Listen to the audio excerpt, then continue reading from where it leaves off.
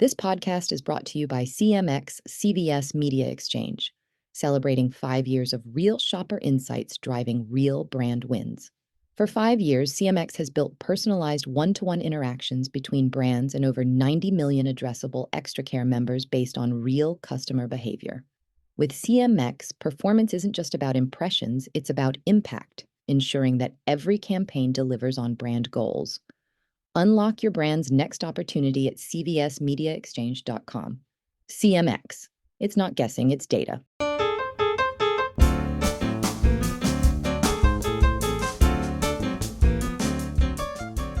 Hi, I'm Adrienne Pasquarelli, Special Projects Editor and Senior Reporter at Ad Age, and welcome to another edition of the Marketer's Brief podcast, our weekly discussion about marketing news and trends that have the industry buzzing. There are many dating apps out there, but few are resonating with Gen Z as much as Hinge, which has built a brand based on authentic connections through purpose-driven marketing. In fact, Hinge is one of the best performing brands in the portfolio of Parent Match Group and reported quarterly revenue growth of 25% earlier this month. Today, we'll be talking with Jackie Jantos, President and Chief Marketing Officer at Hinge. She'll discuss how Hinge pursues a with, not for, design and marketing approach to its target Gen Z audience and breaks down the strategy behind Hinge's second chapter of its recent It's Funny We Met on Hinge campaign. Now here's my conversation with Jackie.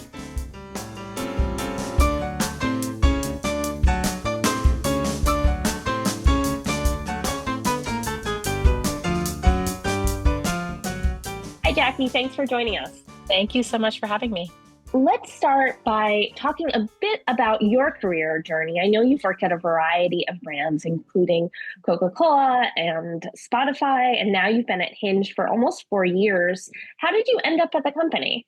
I have found myself at the intersection really of technology, global brands, and youth culture for most of my career. And I am very motivated by learning about what's happening with where the world is going and how young people are often changing how we live and think and the relationships we're in and connect and all of it. And so I've just eternally been fascinated in global insights and local market insights and insights around how people interact.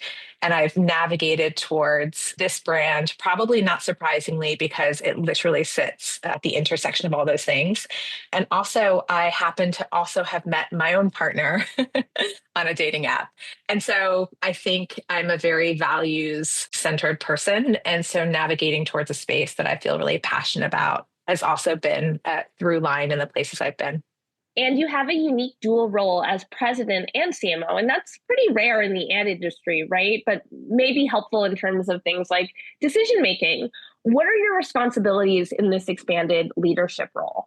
Yeah, it is definitely rare. And I think if you're sitting in a brand like ours and a category like ours, and you're thinking about next generation audiences and how technology is evolving, you have to be eternally curious about cultural and consumer insight.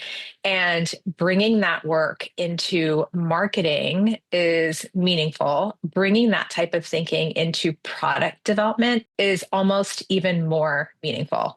And so I think it makes a lot of sense in this type of category for me to be able to help share everything that we're learning that marketers pay attention to at the highest altitude so the whole organization can orient around how we build a product that is deeply in service of next generation daters. And so I see my role less as impacting decision making because we have an incredible team here, an incredible product and tech leader and team, more in impacting the types of insights that come into the organization that help us iterate our product and in doing so iterate how we go to market.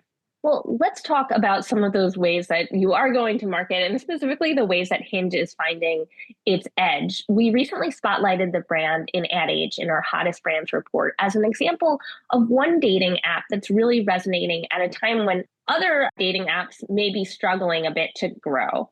The brand reported quarterly revenue growth of 25% earlier this month. Why do you think Hinge is seeing this success? Yeah, Hinge is a very values-driven organization. And in many ways, we focus a lot on how we can be useful to this next generation of daters. And so we are meeting them in places where they're already having discussion about relationships. That's one part of it.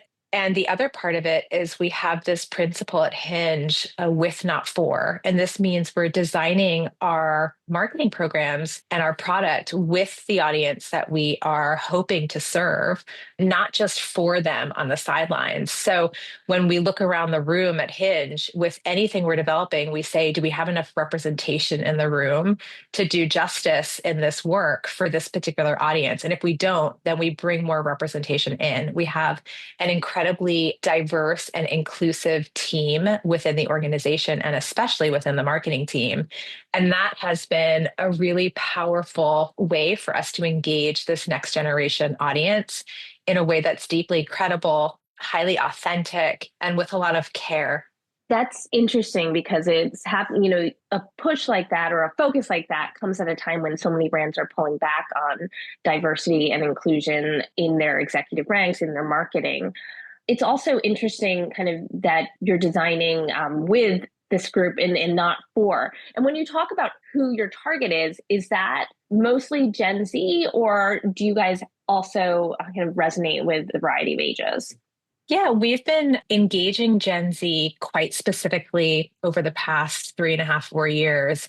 And while we also serve a slightly older millennial audience, our user base has both grown a lot over the past time period, but also grown a lot with Gen Z. So actually, they represent over half of our monthly active users right now. And what's interesting is that our employee base at Hinge and our user base are sort of one and the same, which is really interesting and remarkable as well. That's really helpful in terms of giving you valuable insights on what your customer is looking for. That's right. So, how are you using marketing to continue some of the momentum that Hinge has seen recently? Yeah, I think I mentioned showing up in channels where our audience are. Dating has really always been really hard.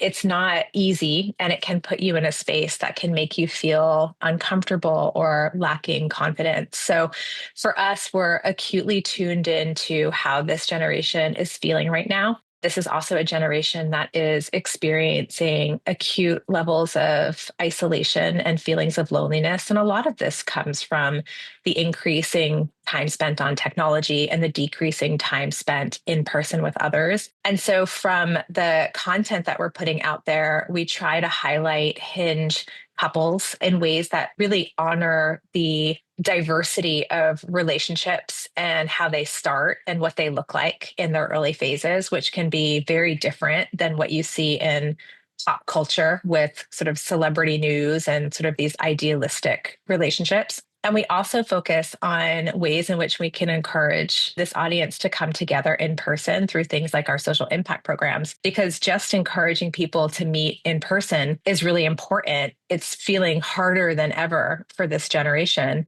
And ultimately, our goal as an organization is to get people off the app and into a date. So we have to thread this needle of how we show up for an audience that is longing to be in relationship, but struggling to get there, is longing to be connecting in person, but is struggling to show up in those spaces.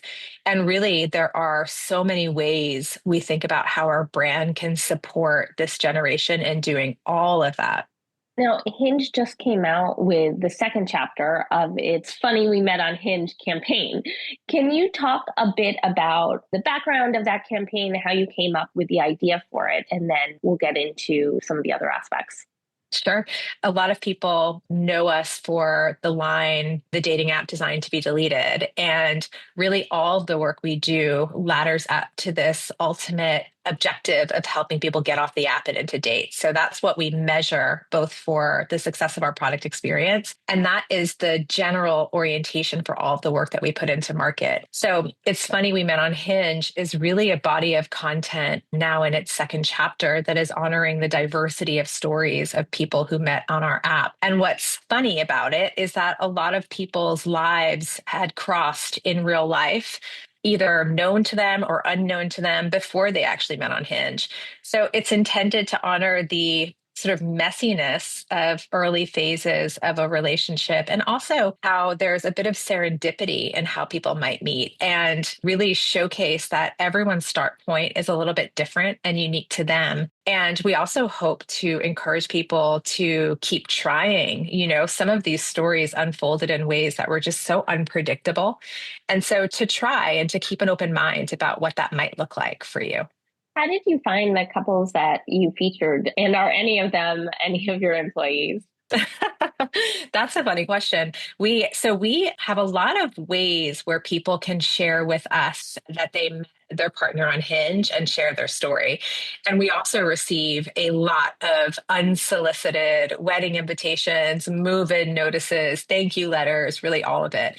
Having met my own partner on a dating app, I know that the gratitude you feel for this that helped you find a partner in your life is pretty profound and sticks with you. So we have both a proactive outreach, and also when we go into making work like this, we reach out to a broad swath of folks, both to gauge interest in participating here and to do some casting so that we can have a variety of relationships represented and people represented in our storytelling. And then, the real magic is when we connect the team building out this content with the couples themselves and hearing their story and including them in ways on set that allows them to be willing to share with us in a way that feels comfortable for them. It's really this craft in extracting people's unique stories in a way that feels honest and true. We know that when you're deeply insightful and deeply honest, you're going to connect with this generation because they are looking for that in sort of all aspects of their lives.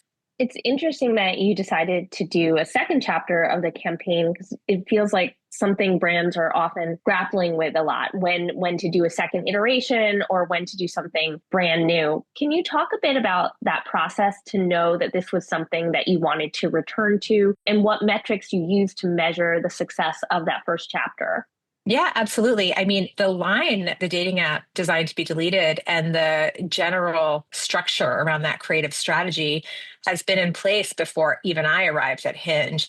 In some ways, I think there is a lot to be said for recognizing when something is working and sticking with it. There's learning that comes each iteration over iteration. And oftentimes in marketing, especially, there's this instinct and desire to create new things. When you actually have something that's working, the ability to make it work harder and to become more ingrained in people's lives over time is a really powerful sort of shortcut, if you will, to continuously trying new things. So we love a good chapter 2, chapter 3. We also just released chapter 2 of No Ordinary Love, which is a different way of telling love stories tactically.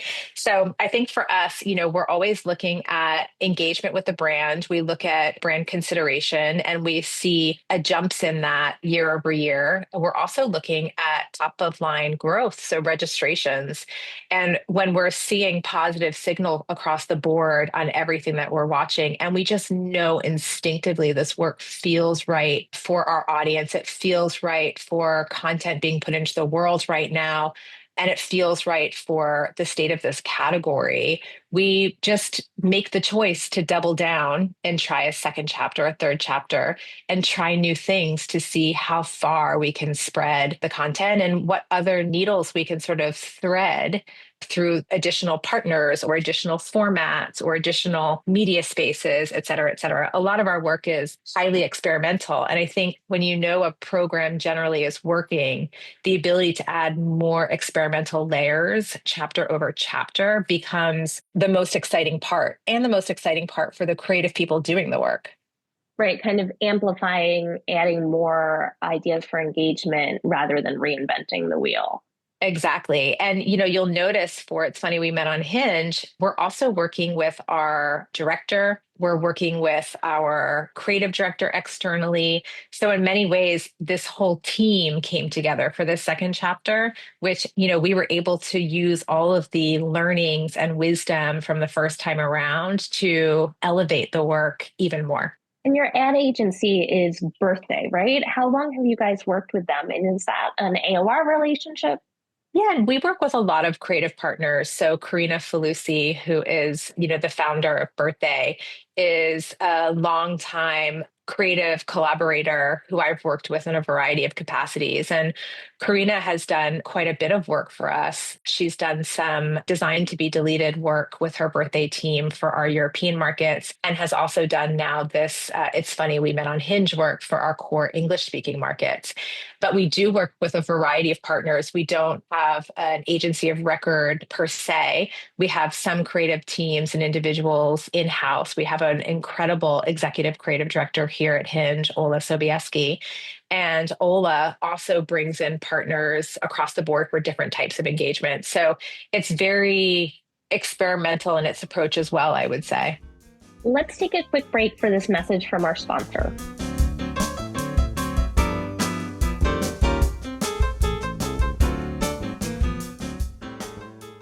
This podcast is brought to you by CMX CVS Media Exchange. CMX enables brands to engage with high-intent shoppers across the full path to purchase, from digital inspiration to in-aisle activation. With 2 billion on-site impressions, nearly 2,000 digital screens in-store, and the ability to reach shoppers through first-to-market collaborations with industry-leading publishers and networks, CMX is leading the next chapter in retail media. Discover more at cvsmediaexchange.com. CMX. It's not guessing, it's data.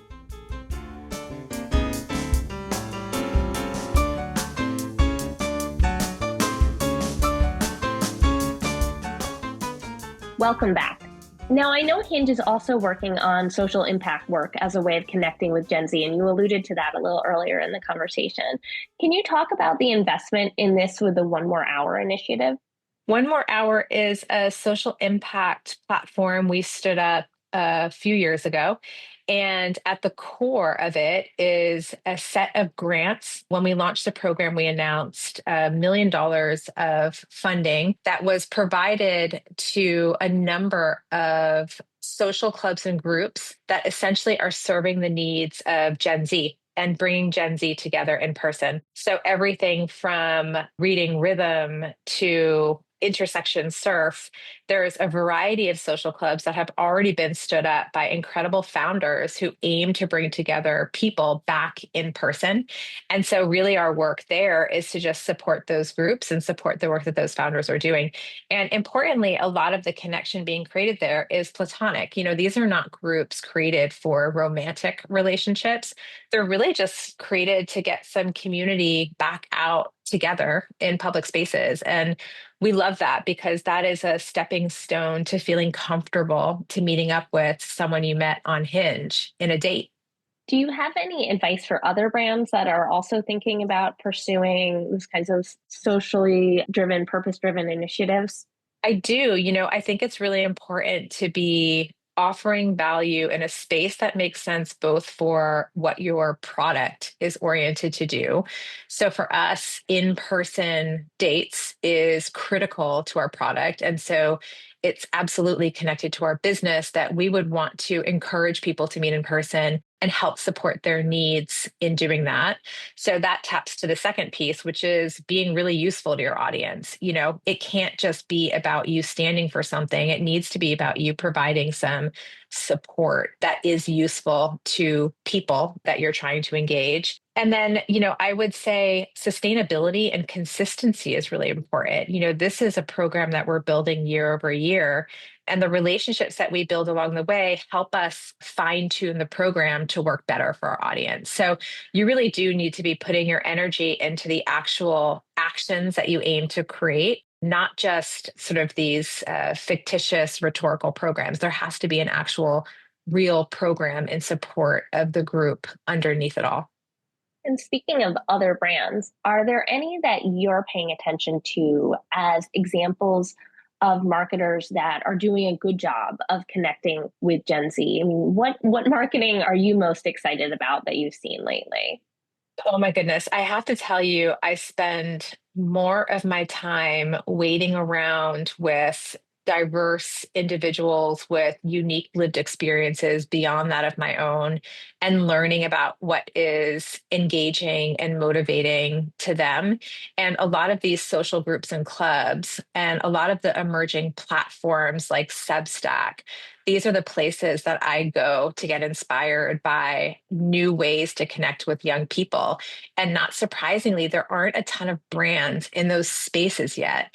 We live in a world where some of the brands that gain the most publicity and media exposure are the ones that are the most scaled in terms of the size of their business and the dollars they have to orient towards marketing programs. And those just don't often end up being the spaces to look for inspiration if you're trying to do things that are deeply credible and relevant in a with, not for, a principled way with Gen Z. Interesting and telling. And then as we look to the future, we've been talking at Ad Age a lot about what's around the corner, what the next 10 years will look like. And I'm wondering if there are any marketing tools that you're using today that you think will be obsolete in the next, 5 to 10 years as we see tech advancements like AI.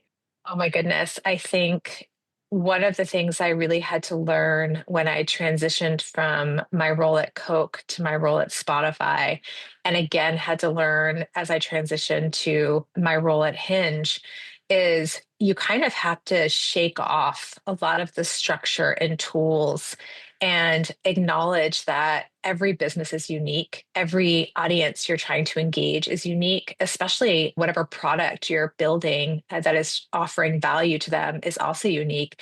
So in some ways, I say this and, I say it with kind of a bit of a grain of salt, but we're all just making it up. The tools are here and they often provide some guidance and some structure, and they're absolutely valuable. And the world is changing at such a fast clip. Channels are changing. AI is changing everything. How we interact with each other and technology is changing. Where oftentimes I think of some of the existing tools, for example, brand trackers, they provide some signal, but I think a lot of the signal is really coming more from surrounding yourself with people from different backgrounds, with different experiences, and looking above at where culture is going writ large and paying closer attention to the value people are or are not getting from the products and experiences around them, and sort of beginning to question what can offer more value in the future. I'm a big fan of really engaging as deeply as I can with a variety of different people so that I'm not stuck in my own sort of echo chamber bubble, or even just marketing community in and of itself, and not paying attention to what's happening in different spaces where, there's a closer proximity to where change is coming from. Right now, AI is obviously changing everything. And this desire to introduce all of these companion AI tools for each individual is really fascinating for me. And it's also a void of the type of complexity in a relationship that you would develop with another human, where there's conflict and you're kind of figuring out who you are along the journey of creating a relationship with someone else. AI right now is very affirming of who an individual is, and it creates a very easy experience. It feels like it's easy to hook into that space and kind of stay there for a long time. And so I just look more generally at some of these tools and try to put myself into the new tools and use them as quickly and as frequently as I can for all aspects of my life to learn.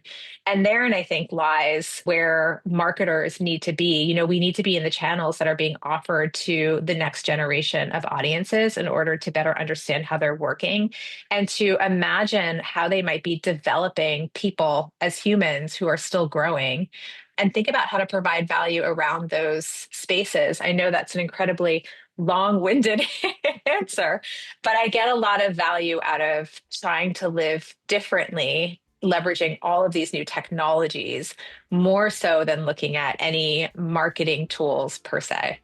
Great answer. And we are actually out of time. Jackie, thank you so much for joining us.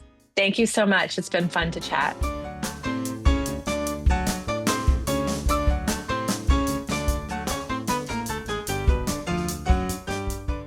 That was Jackie Jantos, President and Chief Marketing Officer at Hinge, and I'm Adrienne Pasquarelli, Special Projects Editor and Senior Reporter at Ad Age. I'd like to thank our producer, Lauren Ciardio, and invite you to subscribe to the Marketer's Brief podcast on your favorite player. We promise to keep it brief, or at least short enough for your morning coffee. Thanks for tuning in. Marketer's Brief listeners get $40 off an adage.com subscription. Sharpen your marketing edge and visit adage.com/brief for your discount.